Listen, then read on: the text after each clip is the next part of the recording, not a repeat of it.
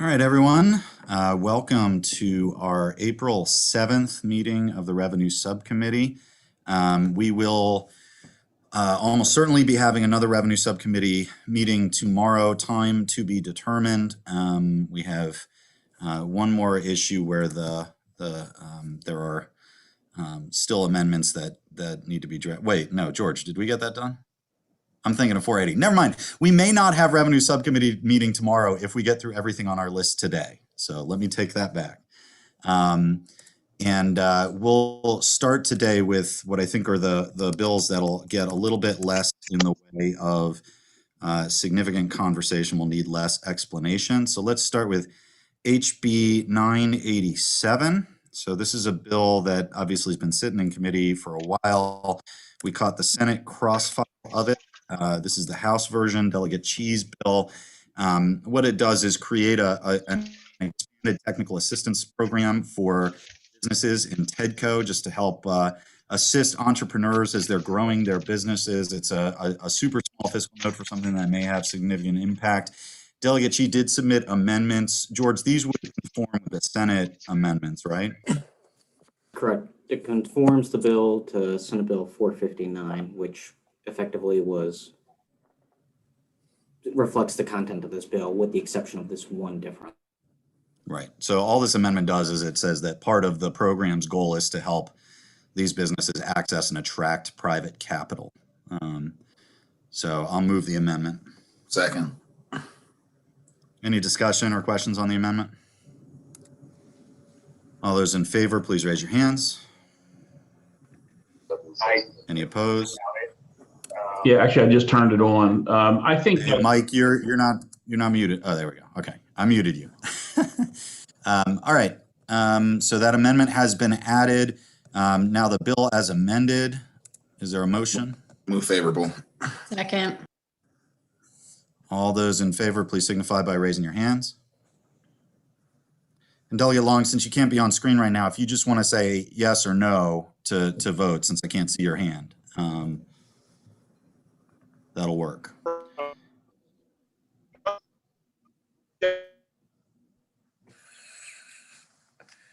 All right. Ariel. Yeah, we can't hear you very well, Delegate Long. You're breaking up a little bit.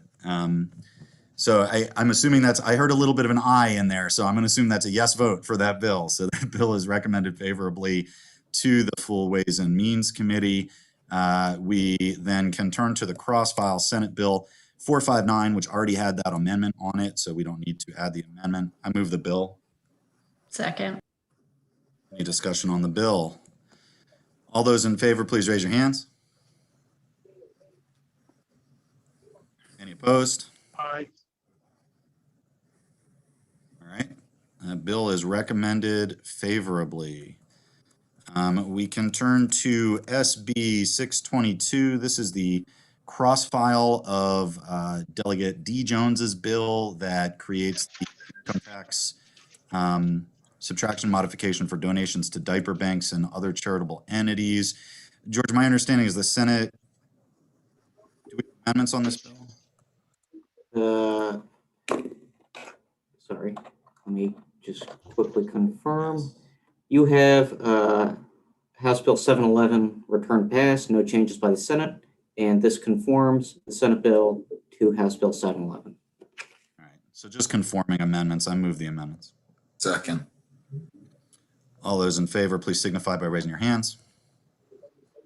Any opposed? All right, on the bill as amended, is there a motion? Move favorable. Second. Moved and seconded. All those in favor, please signify by raising your hands. Aye. All right, any opposed? It is unanimous. That is recommended favorably. All right, SB 659. We just caught out of rules. It is an identical cross-file to Delegate Stephanie Smith's bill, adding additional $1 million to the small commercial historic revitalization credit. So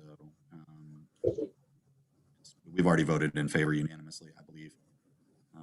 Move favorable. It's been moved. Is there a second? Second. Moved and seconded. All those in favor, please raise your hands. Any opposed? All right. Senate Bill 769. So we ended up holding this in full committee voting session yesterday because as we were in full committee voting session, the Senate had decided to recede on the House version of the bill. Now, there were some additional technical changes that needed to be made to make it easier for the comptroller's office to administer the existing credit. Essentially, what the Senate has done is they've acceded to our position of transitioning this credit into a grant program in DNR. But for the last couple of years of the credits in place, we need this language for the comptroller's office to be able to better administer it. And in addition, this bill had a provision that the House bill did not, which would require DNR to do a study of whether chronic wasting disease is entering the food stream. So essentially, the amendments on this bill, what they do is they cut everything from the bill except for the language that would allow the comptroller's office that extra enforcement language and the CWE study so that these two can both be signed by the governor and won't sort of interact in bad ways. So those are the amendments. Other questions on those amendments? Is there a motion on those amendments? Favorable. Second. Moved and seconded. All those in favor, please signify by raising your hand. Aye. Any opposed?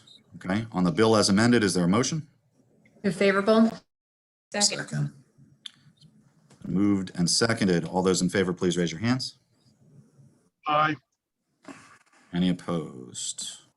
All right. So that bill is recommended favorably. I will tell you that before this meeting, Delegate Buckle told me he didn't think we could get through everything on the list today, but we are making a lot of progress. So my goal is to prove you wrong, Delegate Buckle. It's happened before.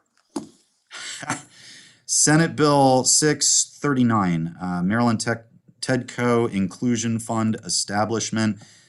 This bill would establish an inclusion fund within TEDCO to try to help grow businesses who may not have been on the receiving end of the kind of support that they need in the past to grow. The fiscal note writers attached a fiscal note to the bill, but my understanding of that fiscal note is that it's contingent on future appropriations. George, am I correct? There's no mandated appropriation in this bill?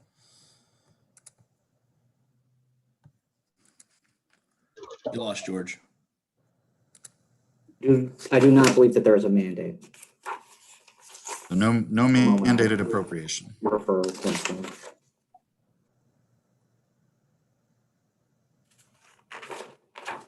Yeah, there is no mandate. Great. Just simply indicates that the fund does include money appropriated, but it does not specify an amount or require an appropriation otherwise. So it doesn't specify the amount at all. Like I'm in favor of it. I'm just wondering to explain it to other people. It didn't have like, hey, we want you to do, because I had that bill that said we're not mandating it, but TEDCO wanted 2.5 million. They thought that's what they needed. Does this bill have anything like that, or it's just blank? No, it simply indicates that the fund can consist of money appropriated in the state budget, but there is no separate requirement for the governor to For a set include an number. appropriation in the annual budget. As noted by Delegate Lukey, the fiscal note estimates what you would need to have a functional program. And what's that estimate? 1.5 million. Okay, great. Thank you. Yep. Are there further questions on the bill? Is there a motion on the bill? Favorable. Second. I heard a motion and a second. All those in favor, please signify by raising your hands. Any opposed? All right, that bill is recommended favorably. All right, Senate Bill 480. George sent out some updated amendments for that bill. So you'll recall this bill. This is the tax clinics for low-income Marylanders to help people if they're in need legal support in interactions with the comptroller's office. The revised amendments to this bill strike the mandated appropriation. They continue diverting money from the unclaimed property fund in the comptroller's office, at $250,000 a year for the next couple years, and then transition the program into an appropriated program. So there's no mandated appropriation, but at that point, future governors and legislatures would be able to determine whether they wanted to keep up the $250,000 or increase it.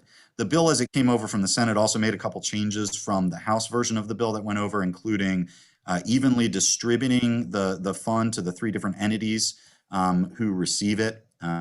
So George, have I accurately described those amendments? Is there more that I missed? Yes, sir, you have.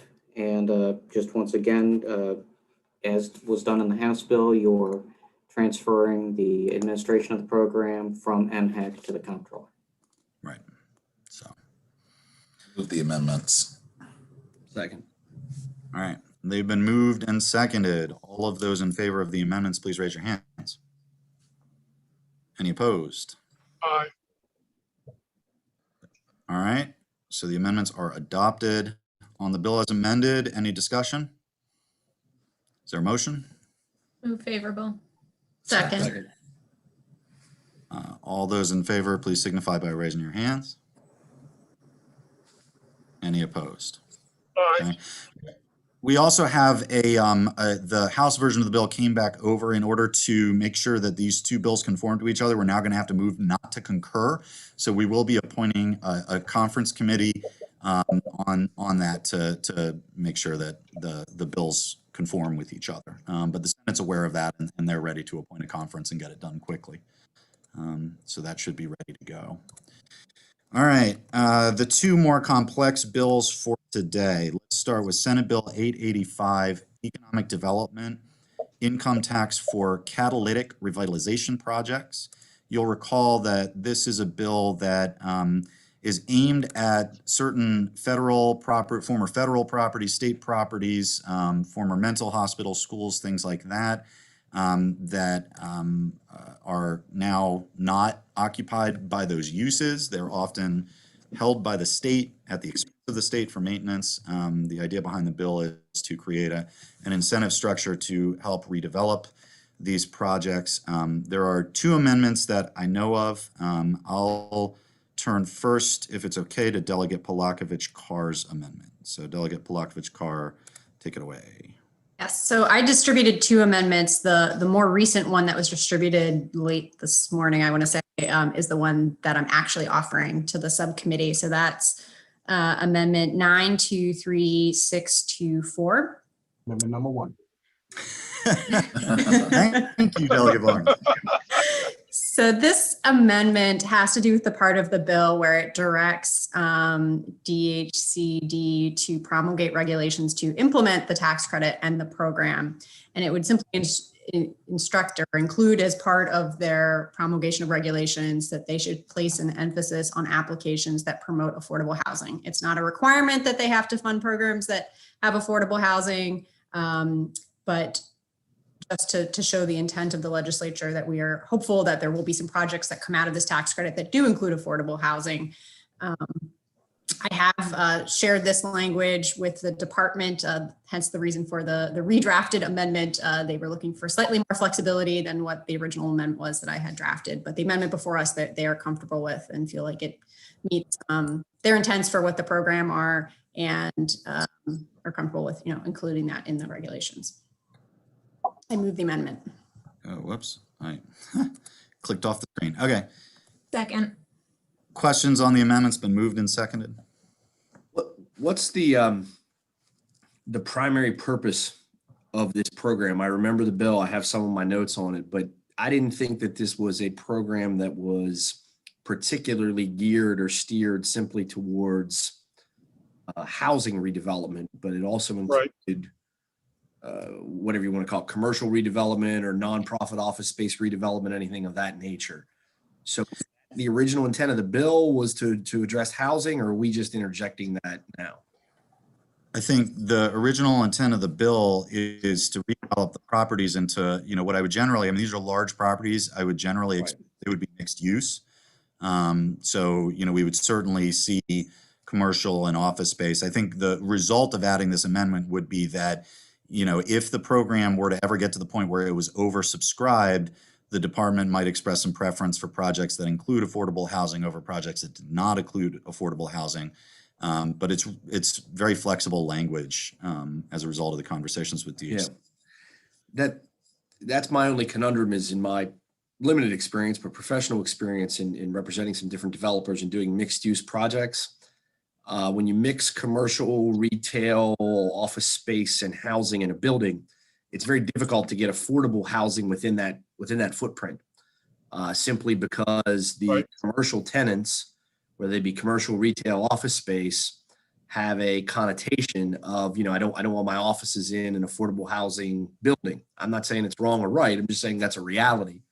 And that's my only concern is, are we trying to shoehorn in a very valid concern about increasing affordable housing into a program that maybe the people who avail themselves of the program won't be able to do it? It's just a thought. Delegate Pelakovich-Carr and then Delegate Feldmark. Thank you, Mr. Chair. Yeah, I mean, so first of all, there's no requirement for them to do affordable housing. I will note in certain local jurisdictions throughout the state, there is a requirement for new projects that include any housing to have affordable housing. So for instance, I don't think there is one of these sites in Montgomery County, but if there were, they would be required to have a certain percentage of affordable housing, just local law. I think that's the same in other jurisdictions throughout the state. But I mean, we did try to draft this to make this very flexible. Again, the department is going to be weighing a variety of factors when they're choosing applications. I think the bill limits to just 2 projects getting funded each cycle. Probably in some years there may only be 1 or 2 applications, but as the chair mentioned, if it gets to the point of being oversubscribed, this could be something that would weigh in. But the department basically said to me that there are other factors they're looking at in terms of readiness, economic development, returns, et cetera, that are also factors in how they're going to decide what to fund. Delegate Feldmark.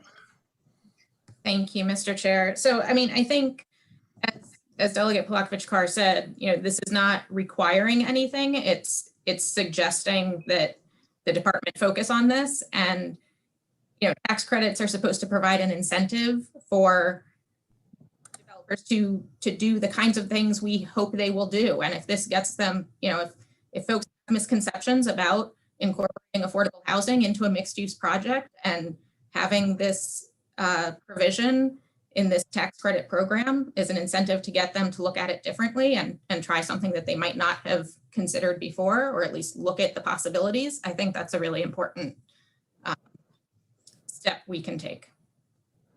I have a question. Go ahead, Delegate Long. Yes. So if a property has proper zoning, whatever it be, highest and best use would be commercial. You had 2 bids come in at the same amount. One was for affordable housing and one for commercial. What would happen in that case? If it's the same property or 2 different properties? Yes. No, same property. I mean, I think at that point, the developer would really have a decision to make about which of the 2 options they wanted to go with. What I'm asking, if you have 2 developers looking at the same site, one is the bids are exactly the same. This is giving me some information. The bids are exactly the same. Yeah. So, okay. I understand what you're asking. I think what would happen, I mean, again, I think these are mostly mixed use projects. So I don't think you would likely, because these are big facilities. So I don't think you would ever be in a place necessarily where the entire project was affordable housing. I think the practical effect of this in that situation would be to encourage the developers as they're developing their bids, if they're hoping to utilize this credit, to incorporate some affordable housing into their project. But it's not, that wouldn't be a mandate, it would be encouragement. And as Delegate Pelakovich-Carr said, there are certainly other factors that the credit distribution would consider, but this is at the credit level. So it doesn't mandate that when the state is choosing a developer necessarily. It would really be once it gets the credit that this would have any impact. Right. Well, just the way the bill, the amendment is worded, it just gives me a little bit of heartburn. I mean, I'm not against affordable housing, please be assured. Sure. But, I want to make sure that if the state gets the best return on the investment. And anyway, thank you. Yeah. Delegate Pelakovich-Carr. I mean, I think just to add to your comments, Mr. Chair, to Delegate Long. This decision point is being made after a developer has already said they're moving forward on a particular site. They might have come in with some initial vision of what they thought they were going to do on the site, but they still ultimately have local flexibility, would have to go through the local planning process to get approval. All of that would have happened before they're going to qualify for this credit. So this actually comes in fairly late in the process. I don't think this is going to be a big factor in that regard, I think, in terms of your concerns. Thank you. Is there further discussion on the amendments? Or this amendment, rather? All those in favor, please raise your hand. Any opposed? I'm opposed. Okay. It's 5-2. That amendment is adopted. Second amendment we have on this bill was sent by George, and I'll pull it up on the screen right now for those of you that don't have it in front of you. So, one of the conversations around this bill was its interaction with the historic revitalization credit particularly the large commercial historic revitalization credit, which has been frankly underfunded for quite some time, particularly compared to our neighboring states. Even West Virginia puts more into their credit than we do. Nothing against West Virginia, but they're a smaller state with less of a budget. So what this amendment would do essentially is increase in its effect, it would increase the appropriation from a current $9 million for large commercial historic revitalization projects to $12 million for the next 2 fiscal years. So that's the effect of the amendment. So I move that amendment. Second. And is it fair to say that this is something the Hogan administration is likely aware of and doesn't have a concern about? Yes, I had communicated with the administration. I think they're comfortable. I think they see this as I see it as a very effective redevelopment and job growth tool. So. I agree. All right. All those in favor of the amendment, please raise your hand. Aye. Any opposed? All right, that amendment is adopted. Which I don't believe we have any other amendments on the bill. So is there a motion on the bill as amended? Favorable. Second. Been moved and seconded. All those in favor of the bill as amended, please raise your hands. Any opposed? Nay. Okay. All right. The bill is recommended favorably to the committee, which leaves us with the bill that has consumed George's life and my life for, I think, the last 3 weeks, SB 787. And there were extensive amendments which were shared with the committee regarding this bill. This bill came across to us from the Senate. It's essentially a corrective bill to correct some of the language related to the gross receipts tax for digital ads that was passed last year. We've been consulting extensively with the Senate, with stakeholders, with the Comptroller's Office for advice when they're able to give it, about a number of amendments, also to do some corrections to the digital downloads bill that we passed last year. And so the amendments were shared. George, this is the most up-to-date version of the amendment, right? 255361?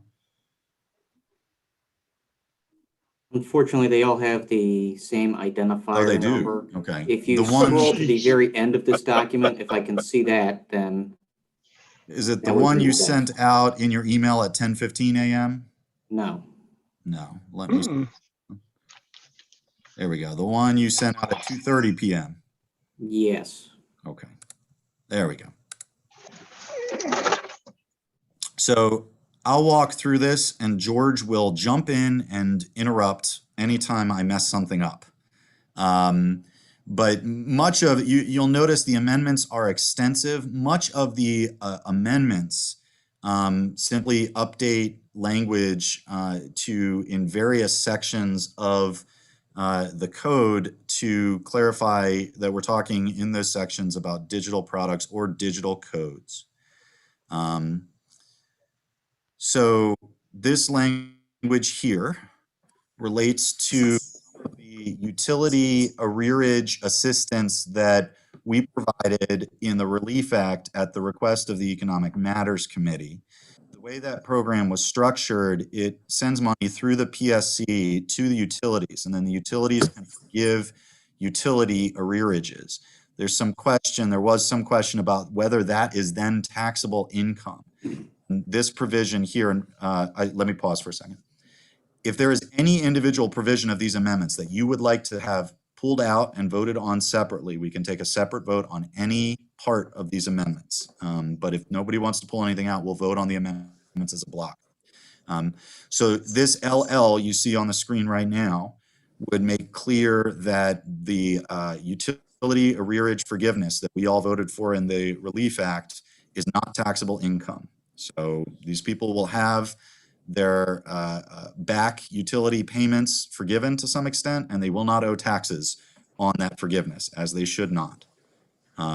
Delegate Buckles' light just turned out, which is always entertaining. Yes. Any questions about that provision? Okay. If not, I will continue. Much more with the digital code stuff. Now, here we give more clarity to the definition of what a digital code is. We would define it here as a number, symbol, alphanumeric sequence, barcode, or similar code that may be obtained in tangible forms such as a card or through email. Any questions about that provision? Just definitional. All right. Scrolling down. Now, this is a key section. So there are a number of things that in the original language passed by the legislature as interpreted would have potentially been taxed that we wanted to clarify that was not our intent in the passage of the bill. And so this language addresses a number of those items. So in 3.1 here, it specifically exempts pre-recorded or live instruction by a public, private, or parochial elementary or secondary school, or a public or private institution of higher education. Basically, online courses shouldn't be taxable. We don't tax their non-digital equivalent. So that was clearly not the intention.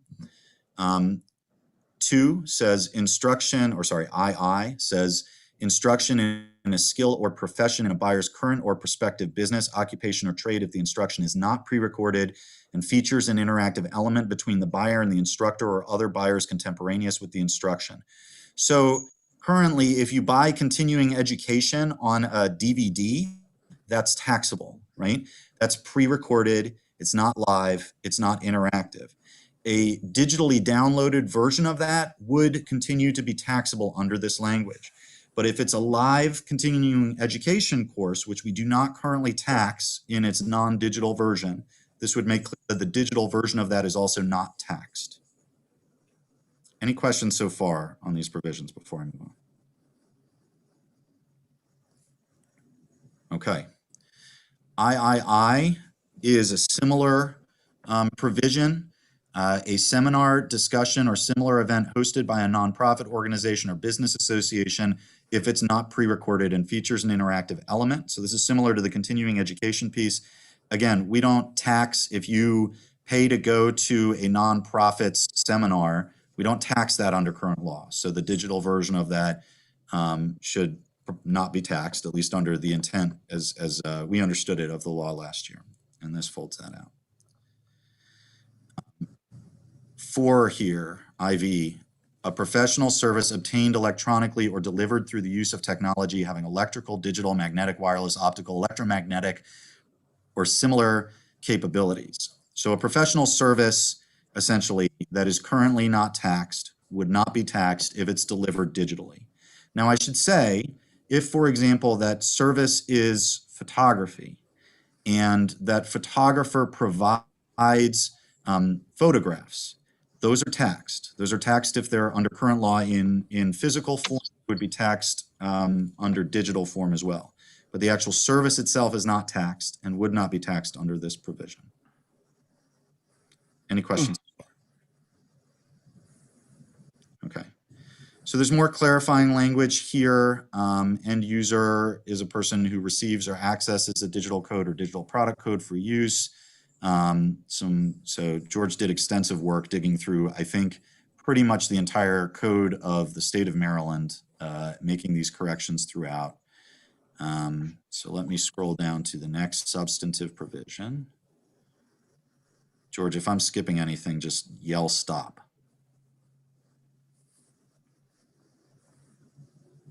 All right, if you scroll back up a couple pages to 11-210, you'll now see a series of sections where exemptions for tangible personal property are also extended to digital codes or digital products as appropriate. So just to provide a fairly quick summary, actually, I guess it's a little bit above, begins first with 11-204. Those are sales. That section generally concerns sales to and by nonprofit organizations. And so in this case, we're expanding the exemption where currently sales of tangible property to nonprofit PTAs under certain circumstances are exempt from taxation. So this would be expanded to include digital codes or digital products.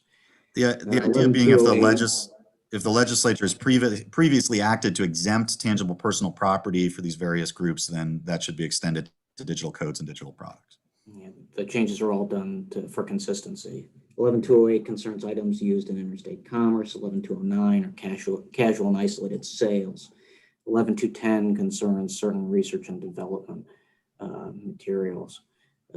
11-214 is non-resident property or services. We're once again making corresponding changes related to treatment of tangible personal property. 11-216 is tangible property that would usually be used out of state. So once again, making similar change. 217 are research materials. Once again, expanding for similar treatment. 11-219 modifies or amends the current exemption for custom computer software services and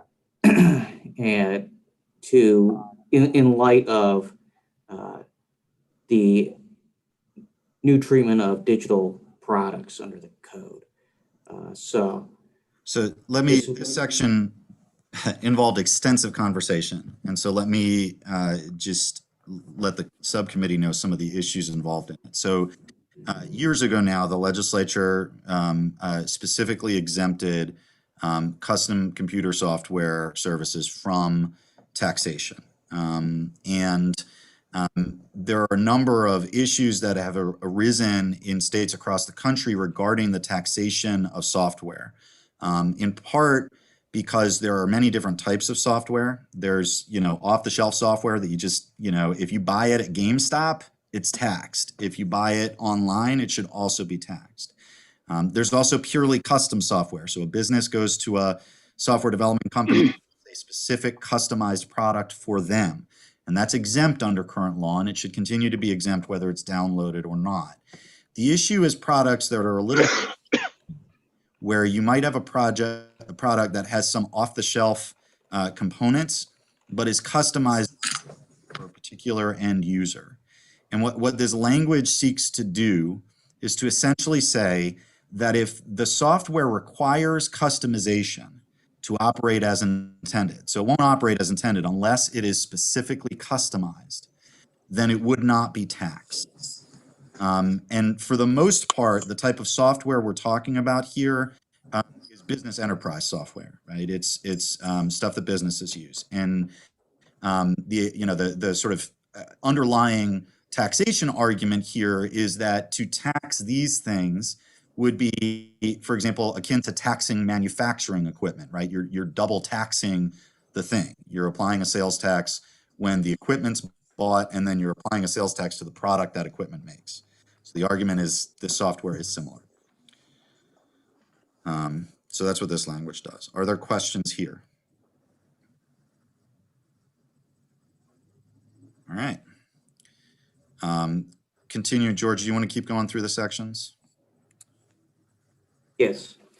Let's see, 11-220 applies to sales to the state or subdivisions. Those are currently exempt for sales of tangible personal property or services, so we exempted that. 11-221 is generally concerns construction with other provisions of law, and so once again, corresponding references to digital code and digital product were included where we have references to personal property and taxable services. And then 11-227 concerns film production activities, and once again, corresponding exemptions for tangible personal property and taxable services were extended to digital codes and digital products accordingly. With respect to the remaining sections of law, these sections concern general administration of the sales and use tax. And so once again, where there's references to taxable property or services, corresponding inclusion of digital code and digital product as appropriate was done. And then lastly, at the very conclusion of these amendments, sir. They're long. Hold on. Yeah, there we go. You have, actually, if you could scroll just above, this deals once again with an income tax matter as opposed to the sales and use taxes related to digital codes and products. I don't know if you wish to first ensure that there are no questions related to sales and use tax matters before discussing this next. Are there any questions on any of the sales and use tax changes? Okay, what section are we in now, George? It'll be at the very end section where it begins with section 2. Perfect. With 10.102.1, you'll recall that last year you passed provisions concerning the state income tax on pass-through entities. This was done as relates to the state and local tax treatment at the federal level. There were some corrective changes made in the Relief Act earlier this year. This is one remaining matter. This is to ensure that the bill is revenue neutral. And lastly, as you see on section 3, there's uncodified language where you're declaring that this act conforms the provisions of the tax general article as enacted by section 1 to reflect the intent of the General Assembly at the time of the enactment of chapters 37 and 38 of 2021. So both the changes in the bill underlying that pertain to the digital advertising gross revenues tax as well as the sales and use tax. Delegate Buckle? George, can you explain again the effect of the language in this on page 31, section 8, the pass-through entity that says calculated without regard to any? Yes, sir. What is the concern arose that other states are adopting similar SALT limited cap workarounds. And so to the degree that other states are now imposing taxes directly on pass-through entities as opposed to previously as passing through to the individuals, that you would not want the other states' tax burdens to be taken into account when calculating, when starting with federal taxable income for purposes of this section of code. And that was done once again to ensure that the bill that you passed last year was revenue neutral as the General Assembly intended. And this issue was raised by the CPAs, I believe, originally. Okay, so you're talking about pass-through entities, LLCs, or other formats that have multi-state operations, and they're getting taxed differently there, and it's affecting their federal AGI Correct. calculating. Okay, all right, thank you. Any other questions on this amendment set?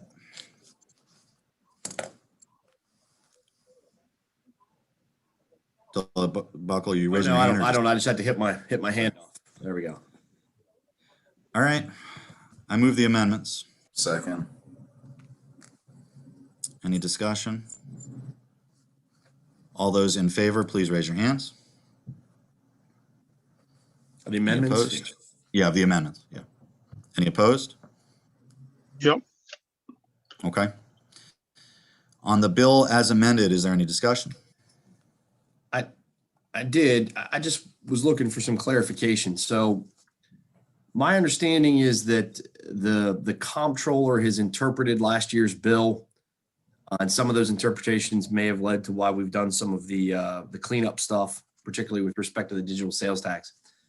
My recollection is that we specifically exempted certain satellite services, like satellite TV. So let's just call it direct TV. Eliminated that. We were not going to impose the sales tax on that. Is that correct? George or Eric or The whoever? original bill last year included both cable television and satellite television, and that was eventually removed from the bill before it passed. Right. But the comptroller has determined that satellite radio, for example, that I have in my car when I can figure out how to use it, that is subject to the sales tax. Is that? I don't recall that being something that we specified in the bill, but it's my understanding that that's the way the comptroller's office has divined the general language of last year's bill. Do you have any insight into that? My understanding is that their interpretation is that satellite radio is taxed under the legislation we passed. Okay. Just when we talked about, I think you said earlier, certain live performances aren't taxed. We don't tax, just regular radio. We don't tax your provision of that. We're not taxing, I think, the advertising on regular local radio stations. What's the theory or the philosophy in terms of the intent behind not taxing a satellite television service, but taxing a satellite radio service? So the satellite radio services, as I understand them, are increasingly making the transition to streaming services. So as far as I know, the major satellite radio services offer streaming as part of the package. If we were to exempt them completely, we'd be exempting the streaming services along with the satellite radio services, which, we're taxing comparable streaming services under the existing bill. So you know how tech challenged I am, and you know how unhip savvy I am with the streaming. When you talk streaming services, is that something like I'm going to use some words I've never used before, Spotify or that kind of stuff where you sit in the office and you listen to music? Listen, Pandora, man, if Bruce Springsteen and U2 don't sing it, I don't listen to it. So that's it allows you. The difference between satellite radio and streaming is that satellite radio, you need proprietary radio hardware, right, to catch the satellite radio and use it. For streaming, you can stream it direct to any device, including your cell phone. And can you do that with satellite TV? I can't do it, Delegate Lukey. I know I can't do it, but is that? I've never had satellite TV, so I don't know the answer to that question. Look, fundamentally, the issue here is that I think there's a little bit of a gray area in how we're defining taxation. This would be easier if we had not made the decision last year to strip out the provisions that would have taxed cable and satellite television. Because then it would be completely clear. And I think the argument you would hear from the satellite radio companies is that they're more similar to satellite TV. But because of the streaming, I see it as them sort of existing in this kind of in-between phase. Yeah. That's one of my only concerns is just, I like it better when we as the legislature defines pretty directly what we are taxing, what we aren't taxing in a way that everybody can read it and knows what we're doing.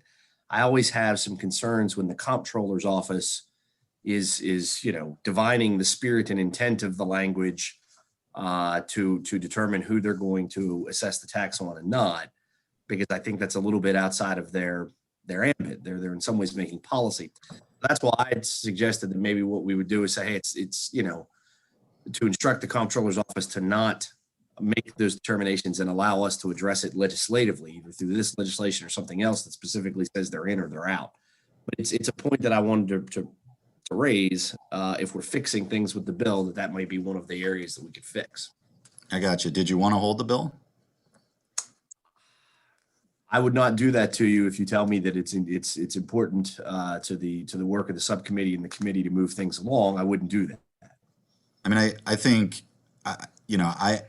What I told the folks from the industry was that there's still an opportunity for them to have the Senate address that specific issue if they'd like to. But you're a member of the subcommittee, and if you'd like to hold it and try to do it over here and try to make your argument, that's No, I'm okay with that because I think you're right. Process-wise, we'll pass the bill. It's been amended, and that there will be further work on the bill between the committees over the next couple of days. Is that fair? Yeah, I mean, the Senate would need to choose not to concur with our amendments, and then we'd go to conference, so. Okay. I appreciate it. I appreciate at least explaining the intent and where we're at. Thanks. Sure. Yeah, no problem. Is there further discussion on the bill? I'd like to move the bill. Second. All right. It's been moved and seconded. All those in favor, please signify by raising your hands. Any opposed? Yeah, me. Okay, Delegate Buckle and Delegate Long are opposed. The bill is recommended favorably to the full committee. I just want to close by saying, first of all, thank you to George Butler, who has been working tirelessly on this bill. And I appreciate him not getting frustrated with me over the course of this, because we've been a lot of back and forth conversations and multiple versions of amendments.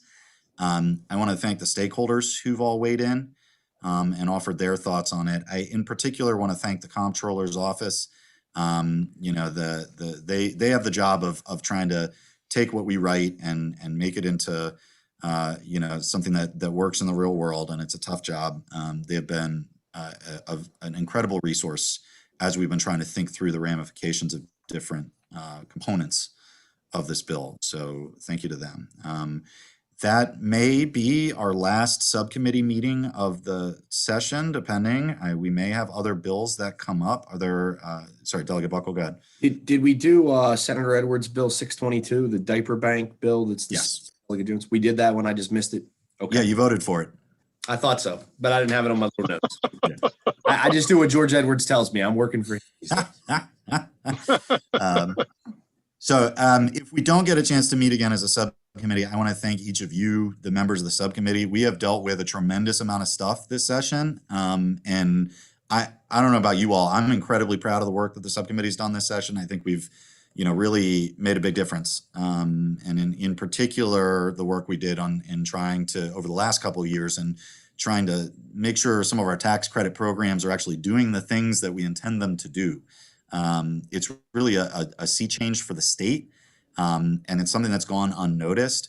For the first time in, I believe, since the early 90s, we now have fewer business tax credit programs now than we did 2 years ago. And that's because we've been consolidating and making these programs more effective. And I think the end result is that the state is going to be in a much better position in terms of economic development. And that's due to the work you all have been doing. So thank you to each of you. Any final words for the good of the order before we go? Second. All right. Well, you all have a good rest of your evening. I'll see you in full committee voting session and on the floor tomorrow. Have a good one. Thank you. Thanks.